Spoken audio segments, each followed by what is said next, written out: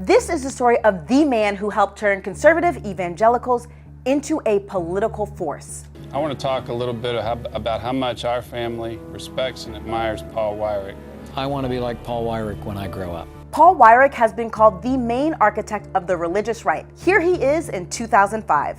Those people were not active in politics, and I served as sort of a coach to get them active in the political process. He also co-founded conservative think tanks like the Heritage Foundation and the Free Congress Foundation. And he managed to galvanize the evangelical vote around a man who wasn't even an evangelical. God bless America. Thank you. Does that feel familiar? Because a similar thing happened in 2016 with the election of President Donald Trump. 2 Corinthians, right? 2 Corinthians 3:17. That's the whole ball game. Is that the one? Is that the one you like? I think that's the one you like because I loved it. Hey fam, I'm Imayan, and this Sunday we're going to look at the man behind the evangelical political movement and how it wasn't abortion that created the religious right in the United States.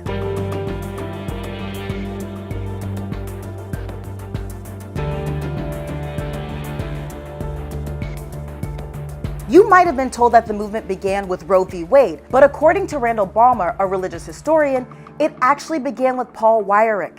One of the most cherished myths of the religious right is that this is a movement that got its origins in reaction to the Roe v. Wade decision. It's a great story. It's been repeated many, many times. It is also utter fiction. It was Weyrich's calculated effort that made the religious right a political force, and his plan took years to complete. Conservatives were wandering around lost in the liberal wilderness, and then Paul Weyrich came to Washington. When Weyrich arrived in Washington, D.C. in the late 1960s, he was to the right of more liberal Republicans, which made him a minority within his own party. Back then, the worlds of religion and politics were largely separate. But Weyrich was determined to change that by courting white evangelicals. The group had retreated from politics after the so-called Scopes monkey trial in 1925, which really centered around teaching evolution in schools. Not only did white evangelicals lose, but they also were humiliated in the public eye. Paul Weyrich, according to his own account, had been trying since the 1964 presidential campaign to get evangelicals active in politics. He tried everything. He said he tried the school prayer issue, he tried the abortion issue, he tried pornography. In the end, Weyrich landed on school segregation in the South. Some carried a doll in a miniature coffin, an effigy of federal Judge Skelly Wright, who ordered the admission of 5 Negro girls to formerly worst grades in New Orleans last week. And I have to give you a little bit of a backstory first, so please stay with me. In 1970, public schools in 7 states were racially segregated. This was over a decade and a half after the U.S. Supreme Court ruled segregated schools were unconstitutional with its Brown versus Board of Education decision. And Mississippi was one of the states fighting hardest against integration. State leaders claimed that their freedom of choice system allowed black children to attend white schools. In reality, black families were subject to intimidation if they tried to enroll. And some white families were so opposed to integration that they abandoned public schools altogether. In Holmes County, Mississippi, there were no white students left in the public school system after just 2 years of desegregation. So where were they all going? Well, between 1966 and 1970, the percentage of private schools in the state rose, and the number of students attending those schools tripled. Most of this growth occurred in black majority districts. There were segregation academies, church-sponsored, that were applying for tax-exempt status. Then in 1969, a group of African American parents in Holmes County sued the Treasury Department to prevent 3 new segregation academies from getting that tax-exempt status, and they won. The court ruled that any organization that engages in racial segregation or racial discrimination is not, by definition, a charitable institution. The following year, President Richard Nixon ordered the IRS to enact new policy denying exemptions to all segregated schools. In 1971, the Green v. Connolly District Court case ruling upheld the new IRS policy, and evangelical leaders didn't like it, which is where Paul Weyrich re-enters our story. Paul Weyrich finally found the issue that would get the attention of people like Jerry Falwell, who had his own segregation academy in Lynchburg, Virginia, Bob Jones Jr. of Bob Jones University, and a broader array of evangelical leaders. Weyrich and Falwell managed to shift the grounds of the debate.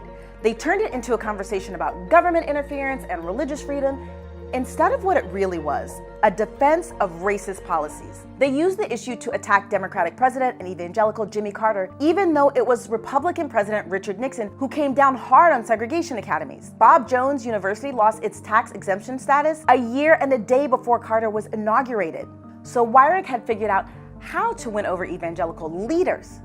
But to win elections, he still needed an issue to get grassroots evangelical voters to the polls. He realized that defending racial discrimination might not be it.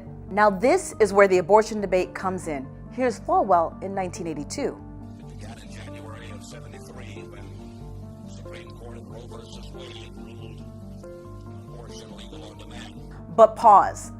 Ballmer says evangelical leaders didn't pursue abortion as an issue right away. Jerry Falwell, by his own admission, did not preach against abortion until February of 1978, more than 5 years after the Roe v. Wade decision of 1973. The key moment for abortion comes in the 1978 midterm elections. Weyrich then resolved that he would go out and elect some improbable people. Weyrich threw all his effort into getting anti-abortion Republican candidates elected in Minnesota and Iowa. The final weekend of the campaign, pro-lifers leafleted church parking lots, and 2 days later, in an election with a very low turnout, all 4 Democratic nominees lost to pro-life Republicans. That's where Weyrich realized abortion was the issue he could use to bring evangelicals to the polls, and maybe even turn them against one of their own, President Jimmy Carter. Before he was elected, Jimmy Carter was a Southern Baptist Sunday school teacher. And what doth the Lord require of thee, but to do justly and to love? He embodied the idea of progressive evangelicalism and won the presidential election in 1976. In 1979, Falwell created a group called the Moral Majority, but the term was actually coined by Weyrich. The Moral Majority declared war on abortion and homosexuality. Then the group enlisted the help of Francis A. Schaeffer. Schaeffer worked with C. Everett Koop to produce a series of films called Whatever Happened to the Human Race, and toured the country screening them for evangelical audiences.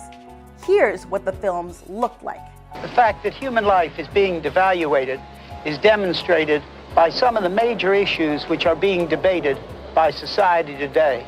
Abortion, infanticide, euthanasia. And as that series of films begins to travel and circulate across North America, evangelicals become finally attuned to the abortion issue in advance of the 1980 presidential campaign. Ronald Reagan courted conservative evangelicals, and he won their support despite the fact that he signed a bill making it easier for women to have abortions back when he was the governor of California.